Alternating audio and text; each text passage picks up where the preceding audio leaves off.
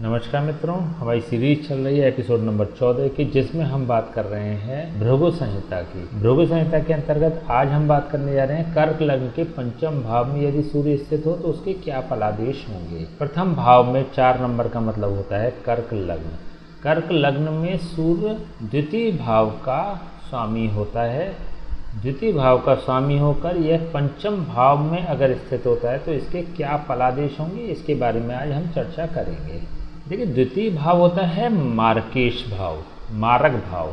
लघु पाराशरी जब हमने पढ़ी थी तो हमने चर्चा करी थी कि अष्टम भाव मृत्यु भाव है और अष्टम का अष्टम तृतीय भाव भी मृत्यु भाव होता है। इन दोनों भावों के व्यय भाव अर्थात अष्टम का व्यय भाव सप्तम भाव और तृतीय का व्यय भाव द्वितीय भाव, ये दोनों ही मारक भाव होते हैं। तो मारक भाव का स्वामी होकर जब सूर्य पंचम भाव में स्थित होता है तो मार्केश के जो भी कंटेंट्स होते हैं वो पंचम भाव को प्रदान करने वाला बन जाता है। यहाँ पर एक पॉजिटिविटी ये है, सकारात्मकता यह है कि यह सूर्य अपने मित्र की राशि वृश्चिक में स्थित है। वृश्चिक राशि होती है मंगल की और सूर्य और मंगल परस्पर मित्र होते हैं। तो सूर्य अपने मित्र की राशि में स्थित है, लेकिन यह द्वितीयेश होने के कारण मार्केश भी बन रहा है।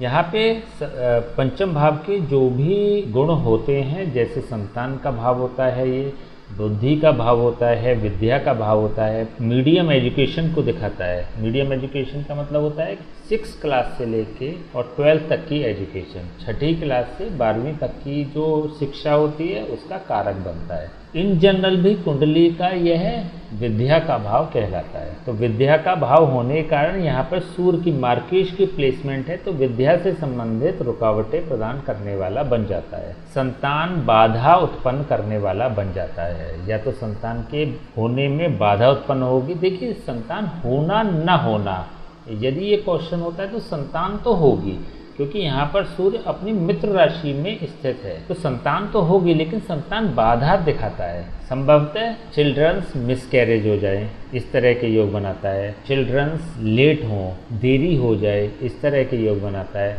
तो सूर्य पंचम भाव में बैठकर इस प्रकार के योग बनाने वाला बन जाता है। तो पंचम भाव के सापेक्ष अगर देखें तो यह रुकावटों से कार्य कराने वाला होता है। नेक्स्ट, इसकी जो 7th दृष्टि है, सप्तम दृष्टि है, 11वें भाव पर होती है। 11वां भाव में इसकी शत्रु राशि स्थित है।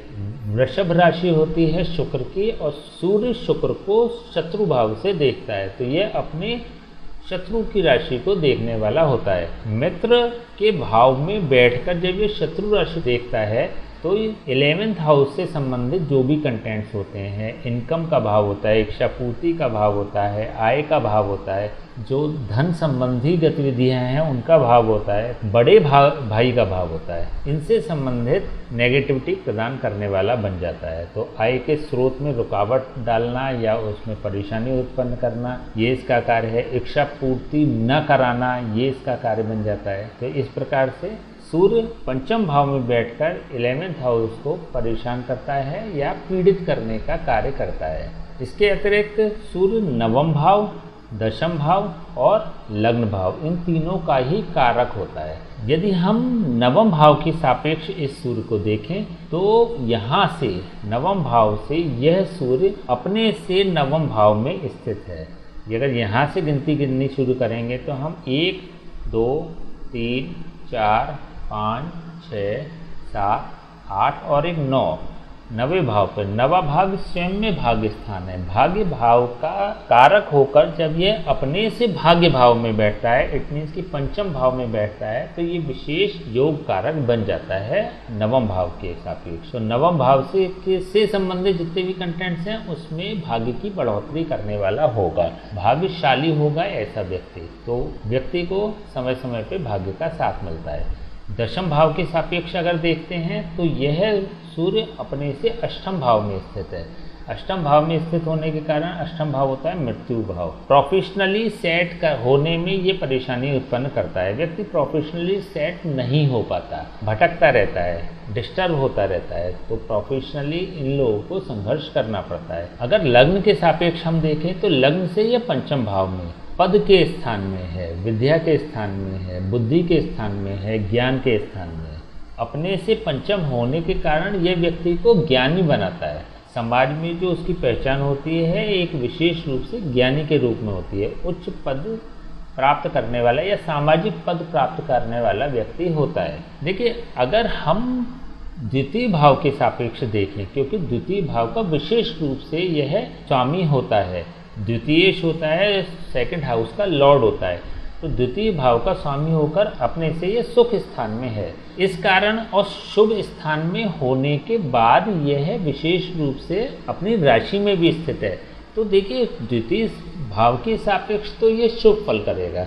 द्वितीय भाव का मतलब धन से संबंधित, कुटुंब से संबंधित जो इसके गुण होते हैं उसमें विशेष सुविधा प्रदान करने वाला होता है। व्यक्ति को धन की कमी नहीं होती।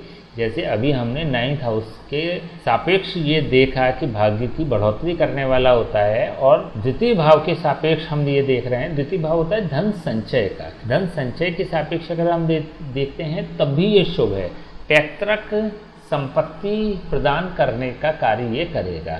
यहाँ पे इसकी रेगुलर इनकम है या फिर डायरेक्ट आय का स्रोत है वो तो डिस्टर्ब हो रहा है 11th हाउस में दृष्टि देने के कारण, लेकिन पैतृक धन की इस व्यक्ति पे कमी नहीं होगी, पैतृक धन प्राप्त होगा। तो उस लिहाज से अगर देखें तो इसमें शुभता है। सूर्य में यह सूर्य शुभता प्रदान करने वाला है। तो ओवरऑल अगर इस कुंडली की हम बात करें तो सूर्य पंचम भाव में बैठ के विशेष शुभ फल प्रदान नहीं कर रहा है। चलिए अब हम इसके उपाय की बात कर लेते हैं।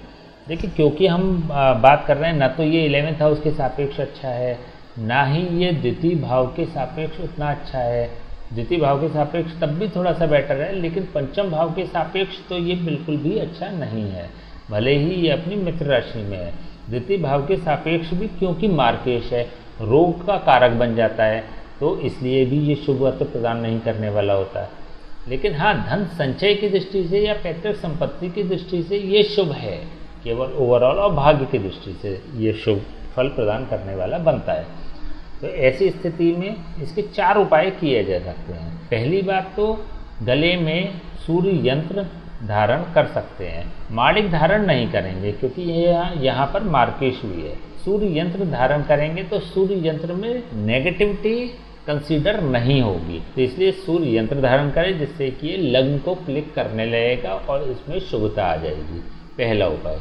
दूसरा उपाय ये कर सकते हैं कि सूर्योदय के समय पे सूर्य को जल दिया जाए, आदित्य हृदय स्रोत का पाठ किया जाए, किसी ब्राह्मण से, किसी पंडित जी से सूर्य के जाप और हवन करा लिए जाएं। ये उपाय ऐसी स्थिति में किए जा सकते हैं। एक अन्य उपाय ये भी है कि रोज रविवार से शुरू करके 43 डेज 43 दिन यदि मंदिर में गेहूं लेकर जाएंगे, गेहूं चढ़ाएंगे वहाँ पर या गेहूं का दान करेंगे तो ये 9th हाउस को क्लिक करेगा।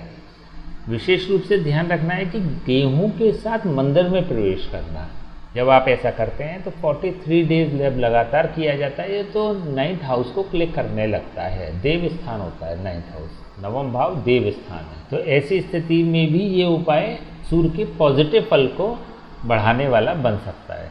जो भी आप उपाय करेंगे, चाहे गले में आप सूर्य यंत्र धारण करें या गेहूं मंदिर में दान करें, दोनों ही स्थितियों में आपको इसके पूजा के उपाय तो करने ही पड़ेंगे। जैसे या तो सूर्य को जल देना या आदित्य हृदय स्रोत का पाठ करना, या फिर ये दोनों करने अगर संभव ना हो तो किसी ब्राह्मण से इसके जाप और हवन कराए जाए। तो इस प्रकार से इस सूर्य को पॉजिटिव किया जा सकता है, इसके जो नेगेटिव कंटेंट्स हैं उसको ख़त्म किया जा सकता है।